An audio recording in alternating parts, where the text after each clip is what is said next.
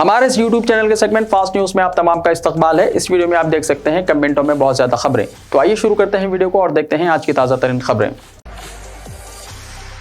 तेलंगाना के नारायणपेट जिले में दो मोटरसाइकिलों के दरमियान खौफनाक तसादुम, 4 अफराद हलाक। तेलंगाना के नारायणपेट जिले में दो मोटरसाइकिलों के तसादुम में 4 अफराद हलाक हो गए। मरने वालों में एक खातून भी शामिल है। तफसीलात के मुताबिक नारायणपेट जिले के कृष्णा मंडल में दो तेज रफ्तार मोटरसाइकिलें आपस में टकरा गईं। इस हादसे में 4 की मौके पर ही मौत हो गई। ये वाक़या जुमे की अलग सुबह मंडल के नाला गुट्टू में पेश आया। मुकामी लोगों के इत्तला पर पुलिस ने फौरी तौर पर मौके पर पहुंचकर इमदादी कार्रवाइयां शुरू कर दी। मरने वालों की शनाख्त अशोक, अंजनियो, अनिरोध और नरसिम्हा के तौर पर हुई है। पुलिस ने केस रजिस्टर करके तहकीकात शुरू कर दी।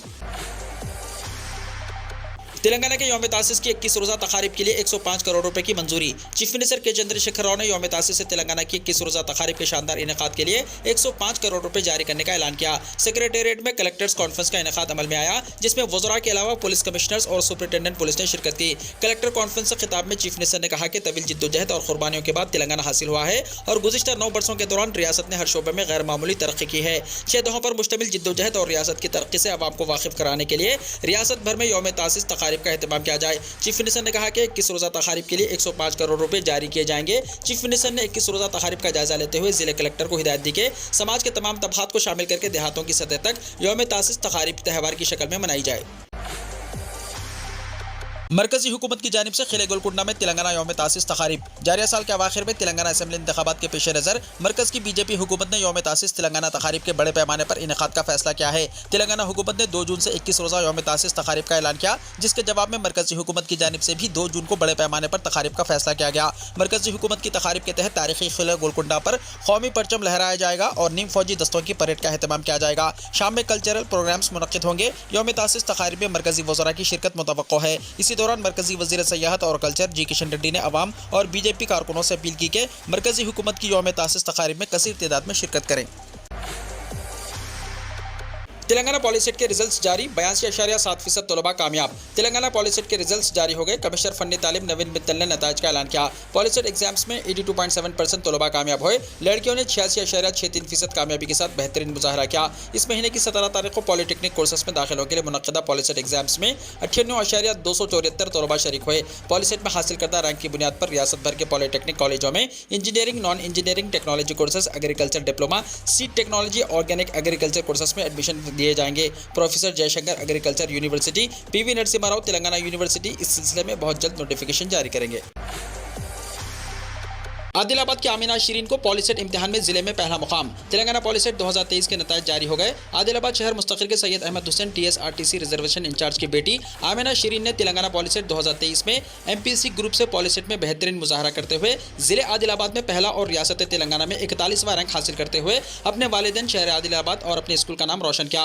आमिना शीरीन ने अपनी स्कूल की तालीम शहर मुस्तकिल के Saint Joseph convent high school में मुकम्मल की। जिले आदिलाबाद में पहला और रियासत तेलंगाना में 41वां रैंक हासिल करने पर आमिना शीरीन को वालिदैन, रिश्तेदारों, दोस्त अहबाब और असातिज़ा ने मुबारकबाद पेश की और मुस्तकबिल के लिए नेक तमन्नाओं का इजहार किया।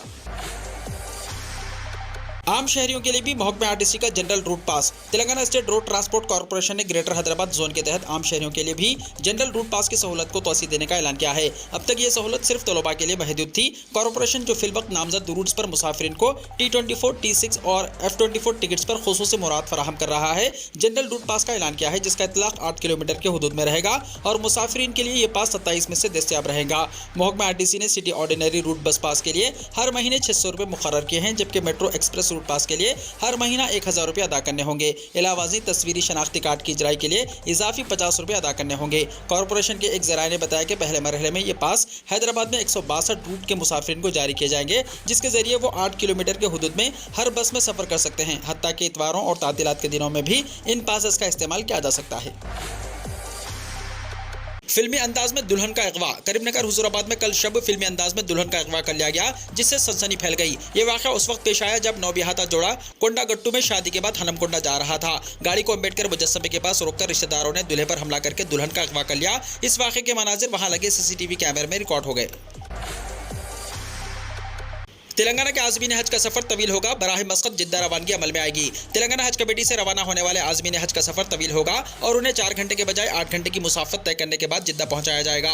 हज 2023 के दौरान हज कमेटी से सऊदी एयरलाइंस की परवाजों के हुसूल में नाकामी की वजह से अब तेलंगाना के आज़मीन हज को हैदराबाद जिद्दा बराह मस्कत पहुंचाया जाएगा और मस्कत में 1 घंटे से ज्यादा का वक्फा रहेगा। तेलंगाना हज कमेटी से रवाना होने वाले आज़मीन की रवानगी के शेड्यूल को खतियत दे दी गई है और शेड्यूल के मुताबिक हैदराबाद इंटरनेशनल एयरपोर्ट से रवाना आज़मीन की रवानगी का अमल 7 जून से 150 मुसाफिरीन की छोटी परवाजों के जरिए होगा। पहली परवाज सुबह 10:15 पर हिंदुस्तानी वक्त के मुताबिक रवाना होगी, जो 3:30 पर सऊदी मियार वक्त के मुताबिक पहुंचेगी। तेलंगाना हज कमेटी के आज़मीन के लिए जारिया साल हज बैतुल्लाह सबर आजमा साबित होगा, क्योंकि 10:15 बजे की परवाज से सफर के लिए आज़मीन को कम से कम 3 घंटे पहले एयरपोर्ट रवाना कर दिया जाएगा और अगर इन्हें 7 बजे रवाना करना हो तो 5 बजे के बाद से रवानगी शुरू होगी। यानी सुबह 5 बजे सफरी तैयारियां शुरू करने वाले आज़मीन शाम 6 बजे जिद्दा पहुंचेंगे। रवानगी के आगाज से जिद्दा पहुंचने तक के वक्त का जायजा लिया जाए तो सफर 11 घंटे का हो जाएगा। पहले दिन 1 परवाज और इसके बाद से रोजाना 3 परवाजें रवाना होंगी, जो 22 जून तक जारी रहेगी। 22 जून तक यौमिया 3 परवाजों में 350 आज़मीन हज रवाना किए जाएंगे।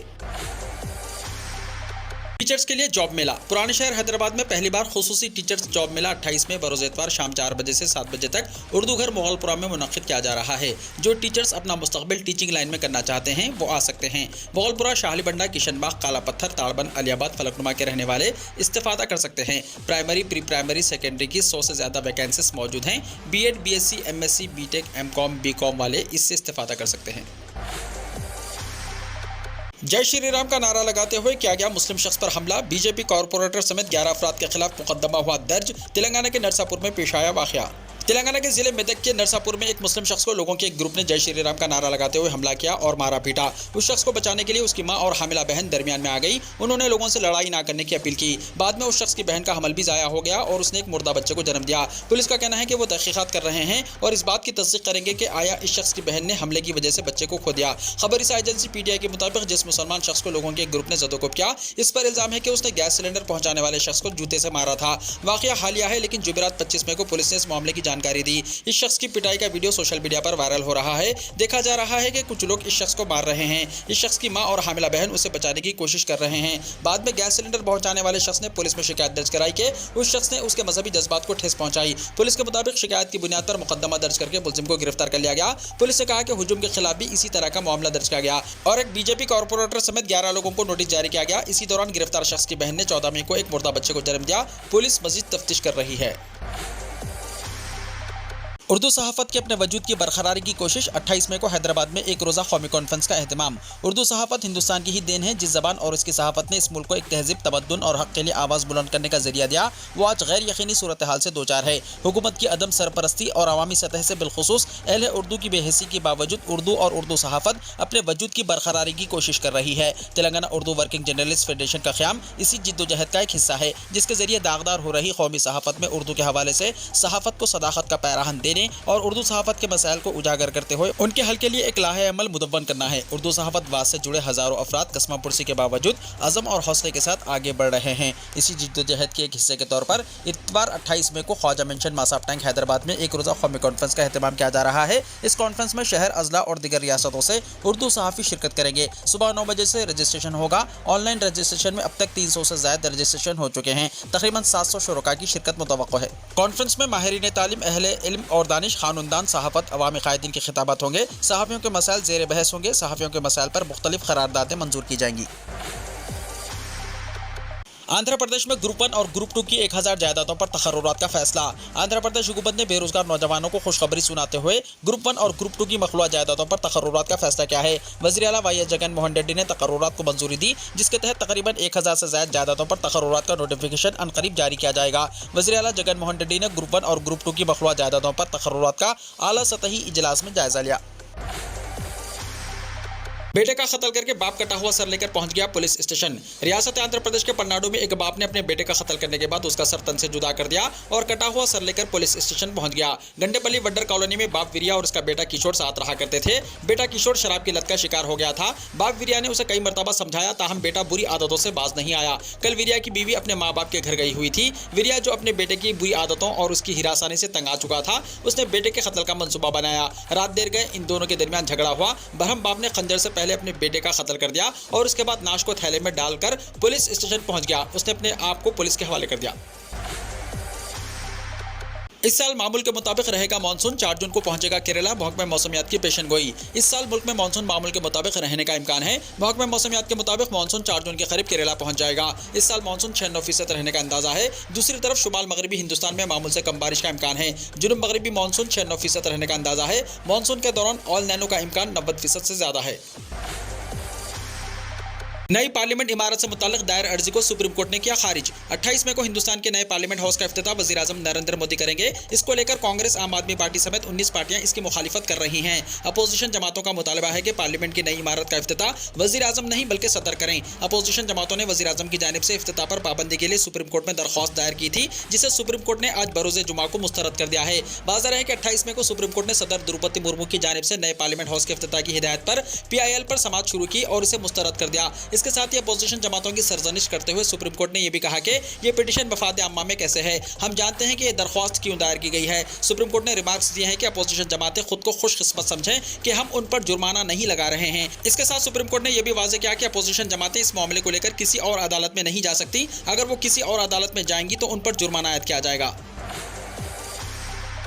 नए पार्लियामेंट हाउस के इफ्तिताह के मौके पर 75 रुपए का सिक्का जारी होगा। वज़ीर आज़म नरेंद्र मोदी नए पार्लियामेंट हाउस की इफ्तिताही तकरीब के मौके पर 75 रुपए का सिक्का जारी करेंगे। सिक्के के एक तरफ अशोक सुतून के शेर होंगे, जिसके नीचे सत्यमेव विजयते लिखा होगा।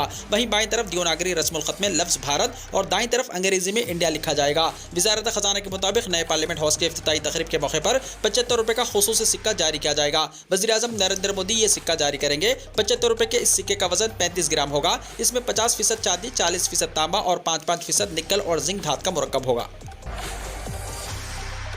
सोने की कीमत में मुसलसल दूसरे दिन भी गिरावट, चांदी भी कमजोर। भारत के सराफा बाजार में जुमे को मुसलसल दूसरे रोज भी कमजोरी का रुझान रहा। आज एक बार फिर कारोबार के दौरान सोने और चांदी दोनों चमकदार धातों में कमजोरी दिखाई दी। सरमायाकारों के लिए राहत की बात यह रही कि सराफा बाजार में आज गिरावट के बावजूद सोना 60,000 रुपए फी 10 ग्राम की सतह से ऊपर रहा। इसी तरह चांदी ने भी आज अपनी सतह 70,000 रुपए फी किलो से ऊपर बरकरार रखी। आज के कारोबार में सोने की कीमत 309 रुपए फी 10 ग्राम की कमी देखी गई। दूसरी जानिब चांदी की कीमत में आज 100 रुपए फी किलो से भी कम कमी हुई। सराफा बाजार में नरमी की वजह से आज के कारोबार में सोने की कीमत 60,052 रुपए फी 10 ग्राम की सतह पर शुरू हुई। इसी तरह चांदी की कीमत भी आज गिरकर 70,191 रुपए फी किलो हो गई।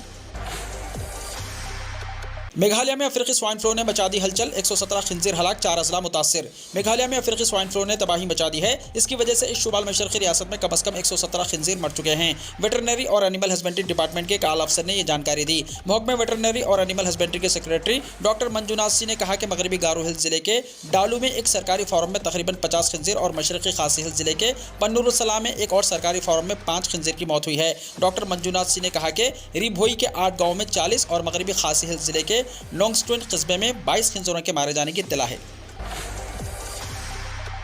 चीन में एक बार फिर कोरोना का खतरा, नए वेरिएंट ने दी दस्तक। चीन में कोरोना की नई और इंतहाई खतरनाक लहर का खतरा मंडला रहा है। चीन के national clinical research centre for respiratory disease के डायरेक्टर जोंग निशान ने दावा किया है कि जून में हर हफ्ते 6.5 करोड़ लोग इसका शिकार हो सकते हैं। चीन में अप्रैल के महीने से एक बार फिर कोरोना के मरीजों की तादाद में इजाफा देखने में आया है। इसकी वजह कोरोना के XBB वेरिएंट को बताया जा रहा है। अब इसकी बढ़ती हुई रफ्तार के दावे के साथ ही चीन में कोरोना मैनेजमेंट से वाबस्ता लोगों की तशवीश बढ़ गई है।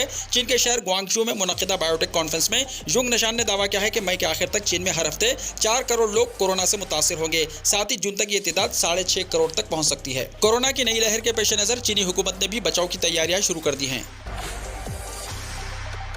वीडियो को लाइक शेयर कीजिए और हमारे इस YouTube चैनल को सब्सक्राइब करते हुए इसके बेल आइकॉन को भी प्रेस कर लीजिए ताकि ऐसी ही ताज़ा तरीन खबरें आइंदा भी आपको मिलती रहें।